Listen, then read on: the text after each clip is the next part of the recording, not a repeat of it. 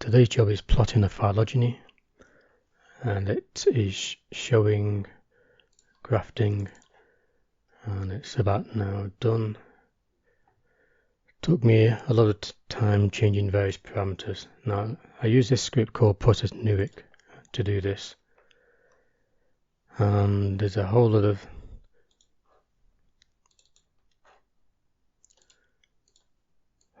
variables and they're changing, and you can change one, then make a minor change to say the plotting window, and then for example the font size relative to the branch lengths change, so you then have to go and change something else. So even took maybe a couple of hours of making adjustments and macro adjustments to get it looking exactly what I want, how I like.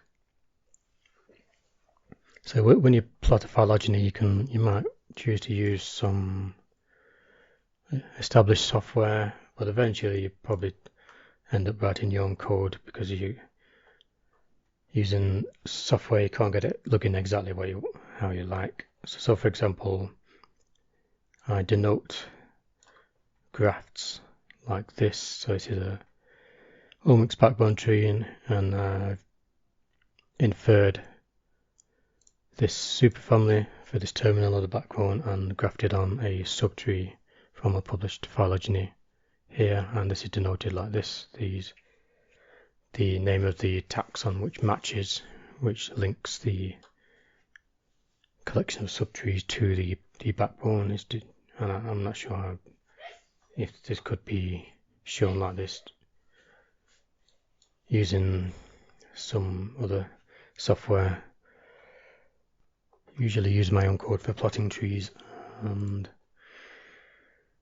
due to the number of variables, I've just realized I should make a control file and put all the variables in the control file. So when I plot from a tree of a different project, I have to go through, if I want to replot, I need to go through all the variables and change them. Now I'm making notes of what they are, but it's rather awkward to keep track of. So I'll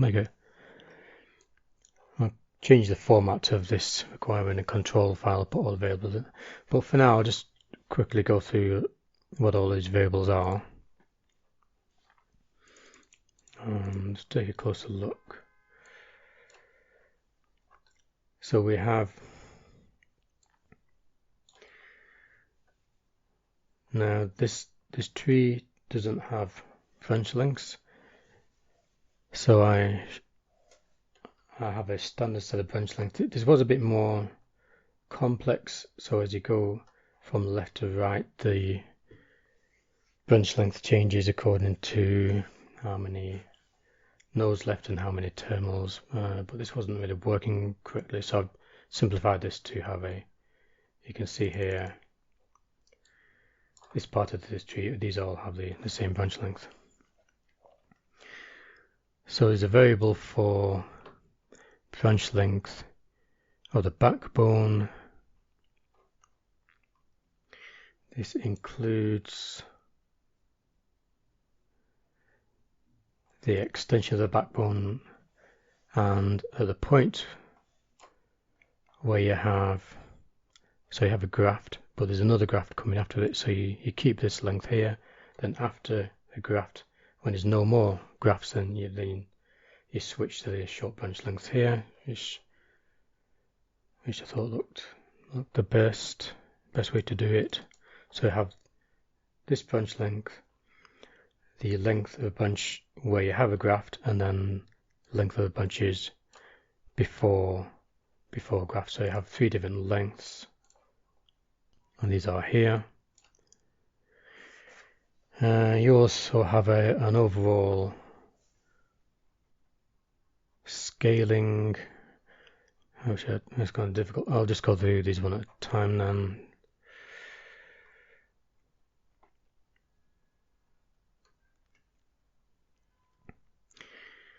Now these are, here we have for circular trees, so I prefer to This is not a strictly circular tree, but there's an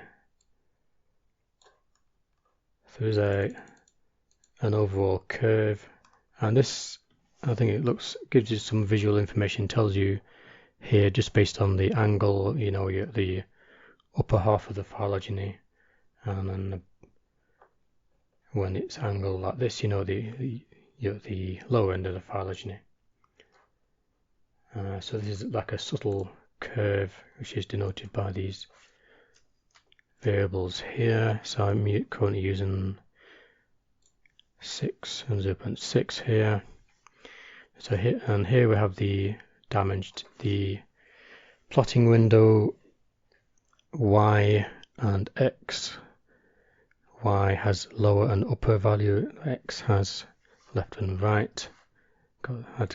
Took a while to get these precise to fit the dimensions of the phylogeny, but you can see the top left and not much space here, and we scroll down, not much space here. So this sets the dimensions, and there's some little calculations to then set the dimensions of the PDF interface and the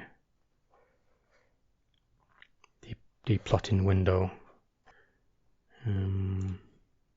Okay, so yeah, so you set the dimensions of the window, and then the PDF, when the PDF command is used in R, this is calculated based on what you've written for the X limb and the Y limb. Anyway, this variable is, now I have to look very closely to understand what that is. So although these are curved, this is not a solid line. This is a set of segments, set of straight segments, and now you have to set this notch, I'll call it notch size, I don't really know the right word, but the segments of the circumferential branches, if you set this too high, then these are beyond the size that you're trying to plot. Well, maybe that's not very clear, but maybe it's not important anyway. I've decided to plot the tips for this one, and you have to set the length from the end of the terminus to the middle of the string.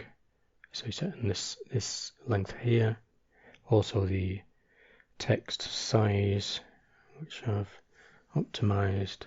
So you can see here the word, quite a long species name, and the word just comes to the end. So this is centrally justified, not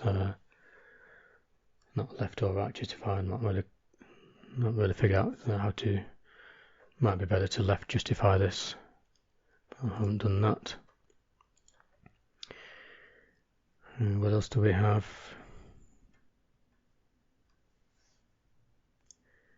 This is a majority tax label, which I sometimes print on the outside. I've decided not to do that here.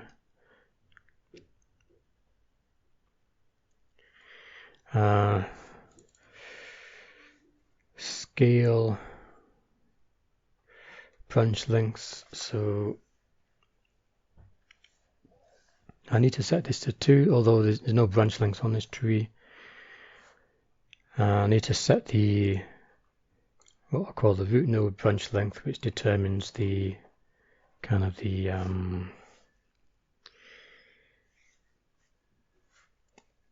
don't know what the dimension is, but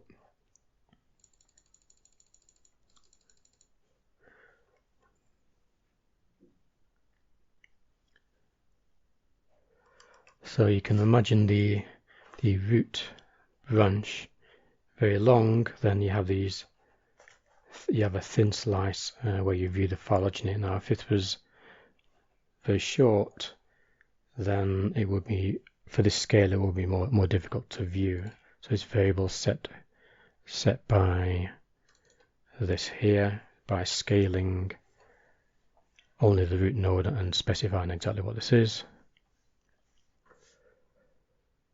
I've mentioned these earlier. These are the variables of the length of the branch in relation to the grafts. The points, which are these things. And I think that's about it. So we've gone through. So there's quite a lot of variables that need kind of trial and error to get them perfect. For now, this is looking exactly how I want it to look. So this is I call this an extended backbone. So here's the omics component here, and we've grafted on some subtrees from analysis of a set of published trees, and this is from a published source tree, but this is not necessarily exactly what it will look like in the final. So this is not yet integrated with Co1 data, so this is not the final part, but this is a bit more manageable for viewing. This is about 2,000 or 3,000 species, whereas the finished product is about 11,000. But for now we can clearly see the backbone topology, and we can clearly see the subtrees and the species involved. Zoom right in here.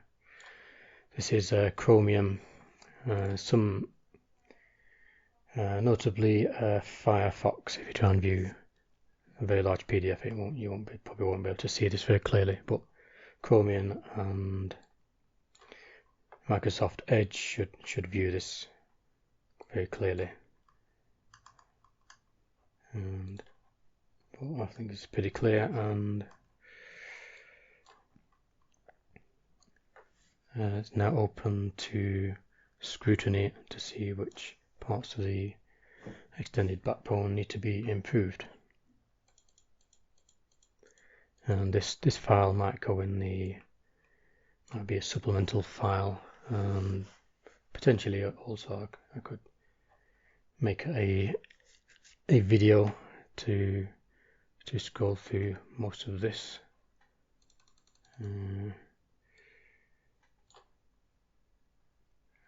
I'll think about that another time. For now, job done.